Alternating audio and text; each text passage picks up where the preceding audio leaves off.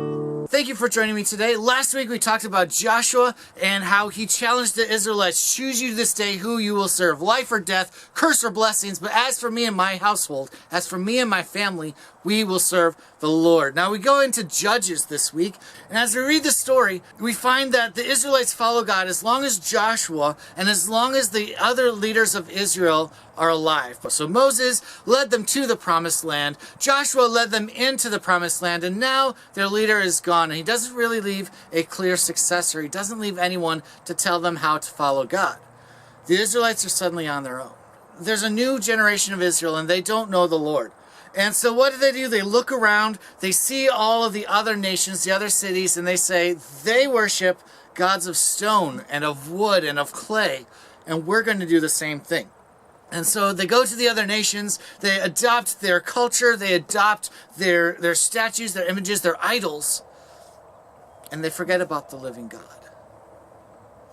And we get a whole series of stories where the Israelites remember God up until a certain point, and then all of a sudden they forget God. They go to this one city and they adopt their idols, and they bow down and worship these creations of wood or of stone or of clay. And then God sends an oppressor to them to remind them who he is. And they call out to God, God, save us. We're sorry. We didn't mean to do this. We will follow you again. And so he rescues them. He sends a judge to come and do awesome, mighty, powerful things to deliver them. And then the Israelites worship God for a while and they forget again, and they go to the other city, and they go to that city and they take their gods and they worship their gods. And then God calls them back, another period of struggle and service to another nation, and then they call out to God and God rescues them, and this just goes on and on and on. And we hear great stories of God's deliverance. We hear about Samson, who God goes to his parents and he says, I'm going to give you a son, even though you're old and you haven't had children yet. I'm going to bless you with this miracle, and he's going to be set aside for me. Don't let him eat anything off of a grapevine. Don't let him touch anything that is dead, and don't let him cut his hair. And Samson breaks all three of these things. He disregards everything that God says. And yet God still uses him to punish the Philistines and to rescue his people. We find the story of Gideon. Gideon is the youngest son of the weakest clan in Israel. And God sends an angel to him to say, I'm going to use you to rescue my people. And Gideon says, I don't believe you. I'm the weakest. What can I do? And so God gives him signs to prove that what God has told him is true. And so Gideon eventually goes, he brings his army, they go to this river, and God says, you have too many people. You're going to believe that you saved Israel instead of me. Send some of them home. And he does. There's a couple trials. They send most of their army away. He ends up with about 300 men. They surround the enemy in the camp. They have these clay pitchers with candles inside of them, and they have a trumpet. And so when Gideon gives the signal, they break the jars, holding up the light in the darkness, and they start shouting for the sword of the Lord and of Gideon. They throw the enemy in a panic, and the enemy actually destroys itself. We're told of stories of like Ehud, who's left-handed, and he uses this gift to sneak into the enemy's palace and to save Israel.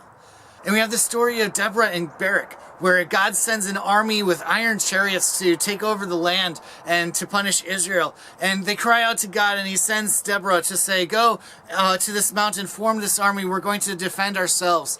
And Barak says, but we can't, they have iron chariots, we just have farmers and stoneworkers and shepherds. How can we defeat an army? And again, God sends these mighty rains to trap the chariots in the mud so that they lose their advantage, and the Israelites go down and they defeat the army and they have victory. And as I meditate on this story, I think back a couple weeks ago to Moses. How Moses went to the people and said, God is calling you from slavery into freedom. And they follow him. They grumble and they complain, but they follow him. We get to Joshua, and as a spy, he says, let's go into this land that God has promised. We will be victorious. And the people say, no, we can't. We're afraid. But when they listen, God rewards them, and God gives them victory, and God gives them the land as he promised. When we come to the Judges now, we see that Israel is willingly choosing to leave their God, to leave their glory for items made out of stone, out of wood, out of clay. Things that don't matter. And they're saying, these are the things that we worship. These are the things that we place our trust. So I ask you today, where do you put your trust? Do you trust in God and in his promise that he's with you always? That he sent his son Jesus to save you? Or is the story of the Bible just, fun stories, something that you do because you don't know what's going to happen? Maybe it doesn't make sense at all. Maybe you trust something else, your family, your friends, the money that you have, the games that keep you entertained. Do we live for God? Do we live for others? Or do we live for ourselves? And we find other stories in Judges and in some of the other books. And finally we get to the last judge, to Samuel. And Samuel, again, is a boy who's born to parents who can't seem to have children until the right time when God says, here's your son, and you've been blessed with a child for a special reason. His mom takes him to the temple and says, just as God has blessed me, I'm going to bless him, and I'm going to bless Israel. He's going to serve here in God's house in thanks for the blessing that God has given me. And so Samuel lives in the temple. He grows up in the temple with Eli the priest. And one night, God comes and he talks to Samuel. And Samuel gets up and he runs to Eli. Eli, did you call me? No, it wasn't me. Go back to bed. And he goes back, lays down, and God speaks again. Samuel, listen to me. And Samuel gets up. Eli, is it you? And Eli's like, no, it might be the Lord. If he speaks again, say, speak, Lord, your servant is listening. And so Samuel goes back to bed, and God calls him again. Samuel, are you listening? And Samuel says, here I am, your servant is listening. So God talks to Samuel about the future and what's going to be happening. And so Samuel continues to follow God and to serve in the temple. And it reaches the point where the Israelites finally say, we've had enough. We've had enough of an invisible God we can't see. We've had enough of following these judges when they happen to appear. Give us a king like all the other nations. You don't want us to serve other gods? Fine, we won't. But give us a king and let us follow him. But that's a story for another time. Pray with me, please. Lord, it can be easy to pray when we are in trouble, when we are in distrust, to look up and remember you and to say, you've worked in so many powerful ways, work here again. It can be harder to remember when things are going good, when things seem easy, or when we want to do things our own way. And so we ask for your forgiveness in those times. We ask even in those times that you not forget us, that you remember us, that you draw us back to you. We ask that you help us to identify those things in our lives we care a little bit too much about, things that draw us away from you. We ask for your strength to get past these things, to use them, but not become obsessed with them. Walk with us today and every day. Amen. All that is good, all that is right, all that is truth, justice and light. All that is pure, holy indeed. All that is you, it's all that I need. All that is good, all that is right, all that is truth, justice and light. All that is pure, holy indeed. All that is you, it's all that I need.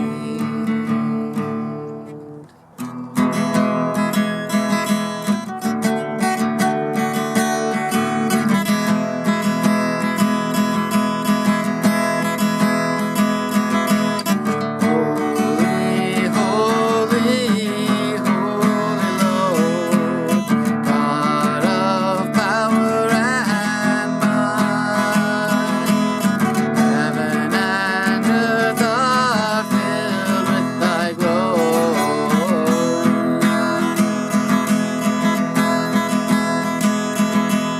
Holy, holy, holy Lord, God of power and might. Heaven and earth are filled with thy glory.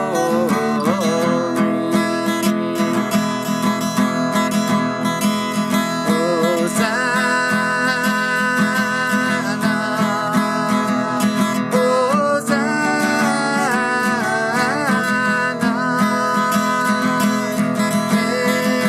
in the highest.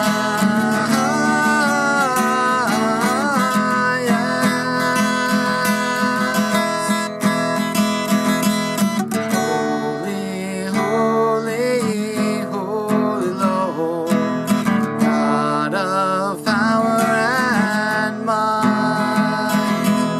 Heaven and earth are filled with thy glory.